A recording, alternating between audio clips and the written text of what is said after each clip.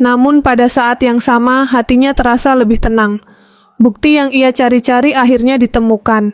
Flash disk itu berisi data dari sistem akademik yang menunjukkan bahwa nama Mulyono tidak pernah tercatat di daftar mahasiswa yang terdaftar di universitas, bahkan di tahun-tahun yang diklaim oleh surat itu. Di dalam arsip bimbingan skripsi tahun 2004, nama Mulyono sama sekali tidak tercatat. Semua bukti ini semakin meyakinkan Profesor Anton bahwa ia tidak sedang menghadapi masalah kecil, melainkan sesuatu yang jauh lebih besar.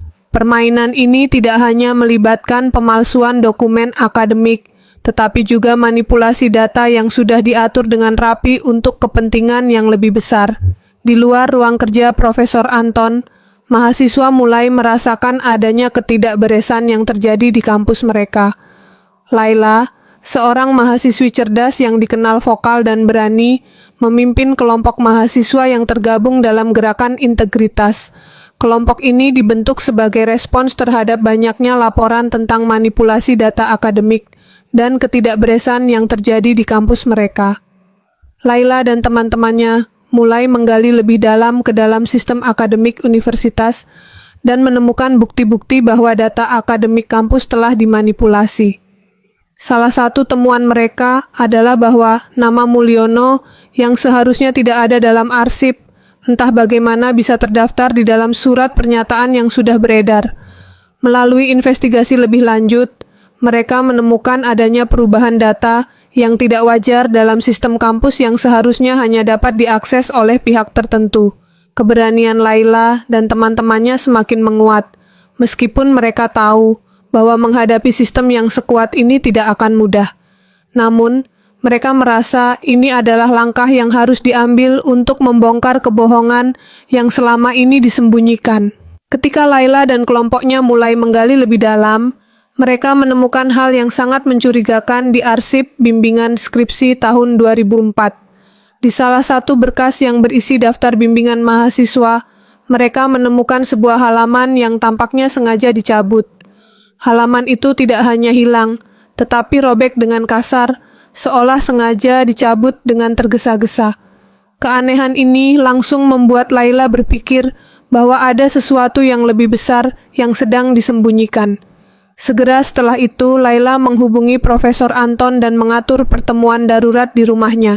Mereka merasa bahwa bukti ini adalah petunjuk yang sangat penting, dan mereka harus segera memperlihatkan temuan ini kepada Profesor Anton. Dalam pertemuan tersebut, Laila dan kelompoknya menunjukkan bukti-bukti yang mereka temukan, termasuk foto dan salinan dokumen yang menunjukkan adanya penghilangan jejak secara sistematis dalam arsip kampus.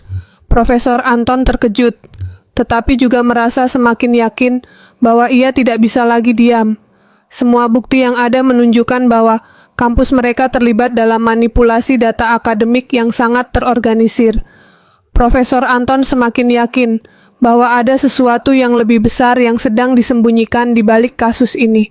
Semua bukti yang ia kumpulkan, mulai dari surat yang dipalsukan hingga penghilangan data di arsip akademik, mengarah pada konspirasi yang melibatkan kekuasaan yang sangat tinggi. Namun, titik balik dalam penyelidikan ini terjadi ketika Reza, seorang jurnalis muda yang memiliki hubungan baik dengan beberapa sumber di dalam kampus, mengungkapkan fakta yang mengguncang. Mulyono, yang namanya telah muncul dalam surat pernyataan palsu, ternyata pernah mencalonkan diri sebagai calon legislatif dalam pemilu yang lalu. Anehnya, dalam proses pendaftarannya, Mulyono mengklaim bahwa ia memiliki ijazah dari Universitas Gadjah Mada. Reza menunjukkan bukti-bukti yang mengungkapkan bahwa ijazah tersebut, meskipun tampak otentik pada pandangan pertama, sebenarnya dipalsukan. Font dan nomor ijazahnya tidak sesuai dengan format yang seharusnya digunakan pada tahun itu. Ini membuka mata Profesor Anton bahwa manipulasi ini jauh lebih terorganisir dari yang ia duga sebelumnya.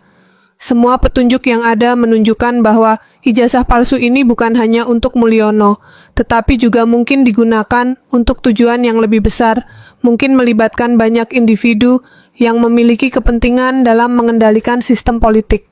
Dalam perjalanan pulangnya, setelah menghadiri pertemuan yang penuh ketegangan, Profesor Anton merasa ada yang tidak beres. Jalanan yang sepi membuatnya merasa cemas. Tiba-tiba, sebuah motor melaju kencang dan menabrak bagian belakang mobil yang ia kemudikan. Kejadian tersebut tampak seperti kecelakaan yang disengaja, dan pengemudi motor itu langsung melarikan diri tanpa sempat berhenti.